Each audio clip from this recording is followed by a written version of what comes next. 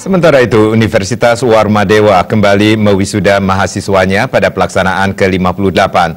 Sebanyak 1.022 orang diwisuda yang sekaligus menjadi jumlah wisudawan terbanyak sepanjang sejarah keberadaan Universitas Warmadewa.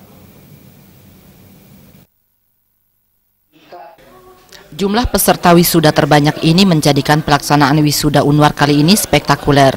Ketua Panitia Wisuda Imade Artawan mengatakan, dari 1.022 tersebut terdiri dari pasca sarjana sebanyak 94 orang, Fakultas Hukum 87 orang, Fakultas Ekonomi 517 orang, Fakultas Sastra 109 orang, Fakultas Pertanian 34 orang, Fakultas Teknik 151 orang, dan Fakultas Kedokteran dan Ilmu Kesehatan 7 orang. Ditambahkannya, pada wisuda kali ini, semua sivitas akademika dilibatkan sehingga pelaksanaan wisuda ke-58 sangat spektakuler. Kenapa saya bilang spektakuler? Karena jumlahnya itu dalam sejarah wisuda di Warmadewa tidak ada pernah mencapai 1.022 orang ini. Nah, ini yang kami sampaikan. Nah, kemudian di samping itu, acara wisuda ini diikuti dengan acara dies. Acara dies pun juga pada periode ini juga sangat spektakuler. Dan diawali dengan seminar internasional yang dimotori oleh WIRC. Rektor Unwar Profesor Idewo Putuwijana mengatakan, menghadapi revolusi industri 4.0, wisudawan diharapkan untuk terus belajar secara berkelanjutan dalam menghadapi tantangan yang semakin kompleks dan kompetitif, serta mampu mengabdikan ilmu pengetahuannya di masyarakat untuk kepentingan bangsa dan negara. Hal yang terpenting adalah lulusannya mampu membuka peluang kerja sehingga tidak hanya menjadi pencari kerja semata.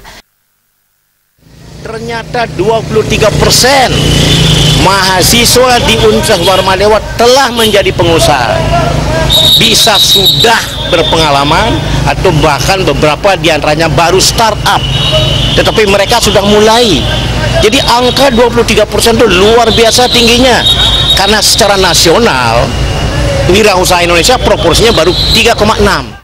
Ketua Yayasan Kesejahteraan Korpri Provinsi Bali, Ana Agung Gede Oka Wisnu Murti mengatakan, dalam mempertahankan prestasi, pihaknya akan selalu memberi dukungan penuh terhadap Unwar, sehingga perkembangan terus terjadi di Universitas Warmadewa. Kita rencanakan dan kita pikirkan secara matang apa yang kita sebut dengan 5 program dan kebijakan strategik yayasan dalam rangka pengembangan institusi, peningkatan kapasitas sumber daya manusia, membangun jejaring, termasuk juga meningkatkan kesejahteraan karyawan, berbuah dalam bentuk kepercayaan dan meningkatnya animo masyarakat. Sementara itu, wisudawan S1 lulus terbaik diraih oleh Iwayan Wiarte dengan IPK 3,90 dari Prodi Peternakan Fakultas Pertanian. Sedangkan program Pasca Sarjana diraih oleh Niluh Supadmi Indrawati dengan IPK 3,96. Jaya Kusuma, Bali TV.